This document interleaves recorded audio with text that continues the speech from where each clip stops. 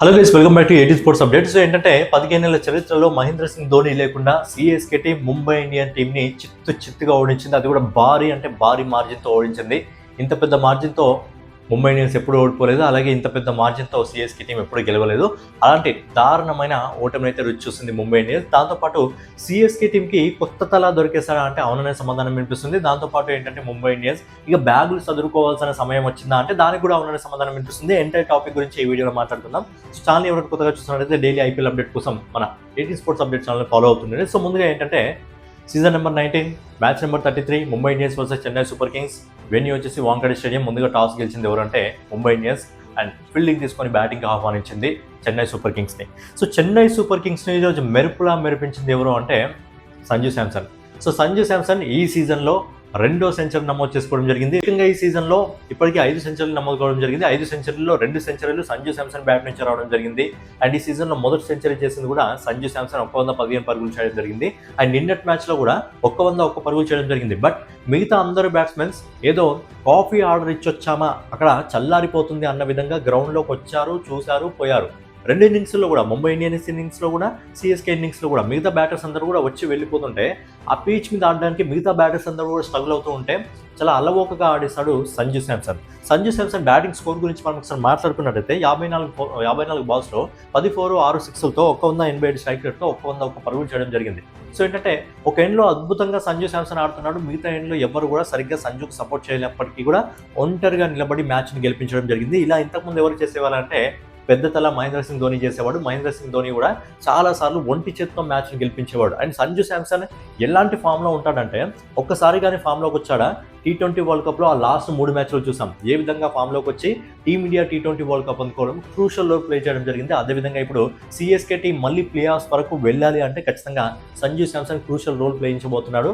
ఏ మ్యాచ్లో అయితే సంజు శాంసన్ నిలబడతాడో ఆ మ్యాచ్ ఖచ్చితంగా గెలుస్తుంది. సో అంత అద్భుతమైన ఫామ్లో అయితే ఉన్నాడు సంజు శాంసన్. సో సంజు శాంసన్ ఇదే విధంగా ఫామ్ కొనసాగించాలని చెప్పి మనం కూడా కోరుకుందాం. బట్ ఏంటంటే అద్భుతమైన బ్యాటింగ్ చేయడం జరిగింది.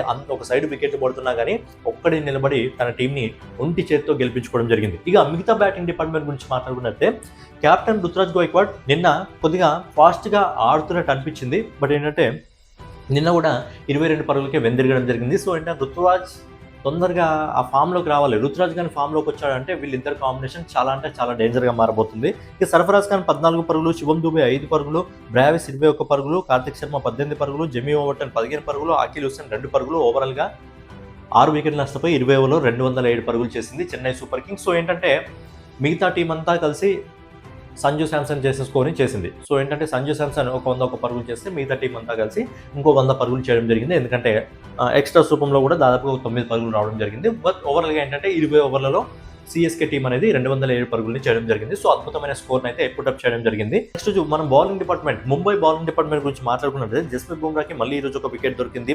అలాగే గజఫర్కి 2 వికెట్లు దొరకడం జరిగింది. శాట్నర్కి 1 వికెట్ దొరికింది. అశ్విన్ కుమార్ 2 వికెట్లు దొరకడం జరిగింది. ప్రతి ఒక్కరు కూడా ఎక్స్పెన్సివ్ గానే ప్రూవ్ అవ్వడం జరిగింది. ఎవరు కూడా తక్కువ రన్స్కి కట్టడి చేయలేకపోయారు. ఇక నెక్స్ట్ వచ్చేసి ముంబై బ్యాటింగ్ డిపార్ట్మెంట్ గురించి మాట్లాడుకుంటే నాకు ఒక డౌట్ వచ్చింది. ముంబై బ్యాటింగ్ డిపార్ట్మెంట్ చూసి వీళ్ళు 207 పరుగులు లక్ష్యంగా పెట్టుకొని బ్యాటింగ్ దిగడం జరిగిందా, లేకపోతే సంజు శాంసన్ చేసిన 101 పరుగులు ఏదైతే ఉందో దాన్ని లక్ష్యంగా పెట్టుకొని బ్యాటింగ్లోకి దిగడం జరిగిందో అర్థం కాలేదు. ఏంటంటే చెప్పాను కదా ఇంతకుముందే కాఫీ ఆర్డర్ ఇచ్చారేమో, కాఫీ చల్లారిపోతుందేమో అన్న రేంజ్లో ఏంటంటే ఒకరి వెనకాల ఒకరు గ్రౌండ్లోకి వస్తున్నారు పోతున్నారు అంతే పూర్తిగా. అఖిల్ హుస్సేన్ ఇంకా నూర్ అహ్మద్ ఇద్దరు చుక్కలు చూపించారు నిన్న ముంబై ఇండియన్స్ బ్యాటర్స్కి. ఒకసారి ముంబై ఇండియన్స్ బ్యాటింగ్ డిపార్ట్మెంట్ గురించి మాట్లాడుకున్నట్టయితే క్వింటన్ డికాక్ 7 పరుగులు, ధనీష్ డకౌట్, నమందీర్ డకౌట్. తర్వాత మిడిల్ ఆర్డర్లో కొద్దిసేపు సూర్యకుమార్ యాదవ్ ఇంకా తిలక్ వర్మ కొద్దిగా ఇన్నింగ్స్ని బిల్డ్ చేసే ప్రయత్నం చేస్తారు. బట్ ఏంటంటే చాలా స్లోగా వాళ్ళిద్దరిని దెబ్బ కొట్టింది కూడా ఎవరంటే అఖిల్ హుస్సేనే.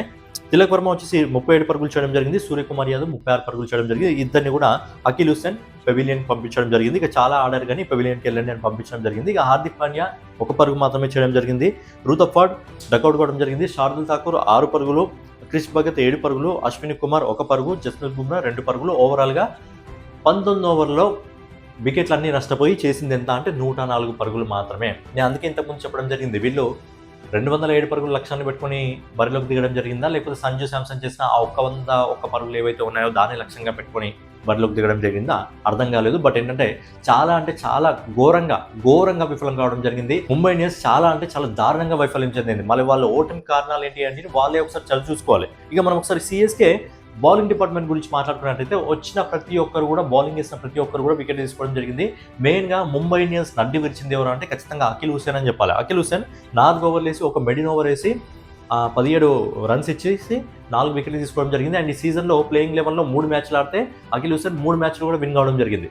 సో ఏంటంటే అలాగే మన సంజు శాంసన్ కొట్టిన 3 మ్యాచ్లో కూడా 3 మ్యాచ్లు విన్ కావడం జరిగింది. నెక్స్ట్ వచ్చేసి ముఖేష్ చౌదరి పాపం వాళ్ళ అమ్మగారు కాలం చేశారు, అయినప్పటికీ కూడా గ్రౌండ్లో దిగి ఒక వికెట్ తీసుకోవడం జరిగింది. తర్వాత అన్షుల్ కంబోజ్ 3 ఓవర్లు వేసి 10 పరుగులు ఇచ్చి ఒక వికెట్ తీసుకోవడం జరిగింది. నూర్ అహ్మద్ 4 ఓవర్లు వేసి 24 పరుగులు ఇచ్చి 2 వికెట్ తీసుకోవడం జరిగింది. జిమ్మీ ఓవర్టన్ 2 ఓవర్లు వేసి 1 వికెట్ తీసుకున్నాడు. గుర్జప్నీత్ సింగ్ 2 ఓవర్లు వేసి 1 వికెట్ తీసుకోవడం జరిగింది. అంటే సిఎస్కే టీం నుంచి బౌలర్స్ అందరూ కూడా వచ్చిన ప్రతి ఒక్కరు కూడా వికెట్ తీసుకోవడం జరిగింది.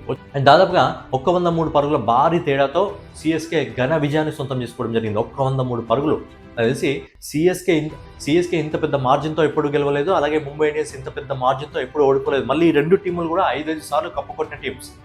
5 సార్లు కప్పుకొట్టిన టీమ్స్ ఒక సైడు చతికిల పడేసింది Chennai super Kings, Mumbai Indians అని చెప్పొచ్చు. ఇక టేబుల్ గురించి మనం ఒకసారి మాట్లాడుకున్నట్లయితే పాయింట్స్ టేబుల్లో ఇప్పుడు సిఎస్కే టీం 7 మ్యాచ్ల్లో 3 మ్యాచ్లు గెలిచి 6 పాయింట్లతో ప్రజెంట్ 5వ స్థానంలో ఉంది. సో ఏంటంటే ఇంకా అవకాశం ఉంది, మంచి ఫామ్లోకి వచ్చింది కాబట్టి. ఇక ముంబై ఇండియన్స్ 7 మ్యాచ్ల్లో 2 మ్యాచ్లు గెలిచి 4 పాయింట్లతో 8వ స్థానంలో ఉంది. సో ఏంటంటే ముంబై ఇండియన్స్ ఇప్పుడు వరుసగా అన్ని మ్యాచ్లు గెలవాలి, లేకపోతే వాళ్ళకి చాలా ఇబ్బందిగా మారిపోతుంది. అన్ని మ్యాచ్లు గెలవాలి, లేకపోతే అది మిగతా టీమ్స్ విన్నింగ్స్ పైన కూడా డిపెండ్ అయి ఉంటుంది. సో ఏంటంటే ఇక్కడ నుంచి ఏం చేయాలి, ఎలా వాళ్ళ మిస్టేక్స్ని ఎక్కడ కవర్ చేసుకున్నారని చూడాలి. అలాగే సంజు శాంసన్ ఈ సీజన్లో 2 సెంచరీలు చేశారన్నాను కదా. సో సిఎస్కే టీం నుంచి ఇదే సీజన్లో 2 సెంచరీలు చేయడం జరిగింది సంజు శాంసన్. ఇంకా అవకాశం ఉంది, ఇంకా కొన్ని మ్యాచ్లు ఉన్నాయి, ఇంకా 2-3 సెంచరీలు కూడా చేసే అవకాశం ఉంది ఒకవేళ ఆ ఫామ్లో మంచి ఫామ్ కొనసాగిస్తే. ఎందుకంటే ఒక ఇండియాలో నిలబడి అద్భుతమైన ఫామ్లో ఉన్నాడు కాబట్టి ఈ ఫామ్లో ఉంటే ఖచ్చితంగా ఇంకో 2-3 సెంచరీలు ఈజీగా చేయగలడు. మరి ఇంతకుముందు సిఎస్కే తరపు నుంచి ఒకే సీజన్లో ఎక్కువ సెంచరీ చేసింది ఏమనంటే షేన్ వాట్సన్ ఇంతకుముందు 2012, 2014 ఆ సమయంలో 2 సెంచరీలు చేయడం జరిగింది సిఎస్కే టైప్ నుంచి.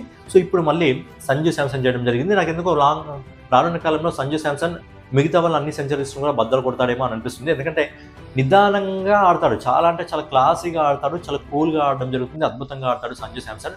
సో సంజు శాంసన్ అద్భుతంగా బ్యాటింగ్ ఆడడం జరుగుతుంది. సో ఇదే విధంగా ఫామ్ కొనసాగించాలని చెప్పి మనం కూడా కోరుకుందాం. అండ్ ఫ్యూచర్లో మళ్ళీ టీమిండియాలో నెక్స్ట్ ఏదైతే వరల్డ్ కప్ ఉందో వరల్డ్ కప్లో కూడా సంజు శాంసన్ ఉండాలని చెప్పి మనం కూడా కోరుకుందాం. ఫైనల్లీ ముంబై ఇండియన్స్ ఏంటంటే అంత దారుణంగా అయితే వైఫల్యం చెందింది. మరి ముంబై ఇండియన్స్ అంత దారుణంగా వైఫల్యం చెందడానికి మీ రీజన్ ఏమనుకుంటున్నారు? ముంబై ఇండియన్స్ ఇంత ప్రతి మ్యాచ్లో కూడా ఓడిపోవడానికి మీ రీజన్ ఏమనుకుంటున్నారు? క్యాప్టెన్సీ ప్రాబ్లమా, లేకపోతే బ్యాట్స్మెన్స్ అందరూ ఫామ్లో ఉండకపోవడమా, లేకపోతే బౌలర్స్ కూడా సరిగ్గా ఫామ్లో ఉండకపోవడం, ఏంటి మిస్టేక్ అనేది మీ ఒపీనియన్ కామెంట్ రూపంలో తెలియజేయండి. ఫైనల్గా వెళ్లే ముందు ఈ వీడియోని ఎవరైతే చూడడం జరిగిందో మీ అందరూ కూడా ఒక సజెషన్ మీ దగ్గర నుంచి నేను కోరుకోవడం జరుగుతుంది. బేసిక్గా స్పోర్ట్స్ వీడియోలు అనేవి వాయిస్ ఓవర్ లాగా ఇస్తే బాగుంటుందా, లేదా ఇలా కనిపించి చెప్తేనే మీకు కంఫర్టబుల్గా ఉందా, వాయిస్ ఓవర్ లాగా కంఫర్టబుల్గా ఉంటుందా, మీకు ఎలా బాగుంటుంది? వాయిస్ ఓవర్ లాగానే లేకపోతే ఇలా ఫేస్ కెమెరాగా కనిపించి చెప్తే బాగుంటుందా అనేది మీ ఒపీనియన్ని ఖచ్చితంగా ఒక్కసారి మీ సజెషన్ని కామెంట్ రూపంలో తెలియజేస్తే నేను కూడా దాన్ని చూసి మరి వాయిస్ ఓవర్ లాగా వీడియోస్ చేస్తే బాగుంటుందా, లేకపోతే ఇలా కనిపించి చెప్తే బాగుంటుందా అనేది నేను కూడా ప్లాన్ చేసుకోవడం జరుగుతుంది. కాబట్టి ఖచ్చితంగా మీ అభిప్రాయాన్ని కామెంట్ రూపంలో తెలియజేయండి. సో ఫైనల్గా అన్నమాట వీడియో మీకు నచ్చినట్లయితే ఖచ్చితంగా లైక్ చేసి, కామెంట్ చేసి, సబ్స్క్రైబ్ చేసుకొని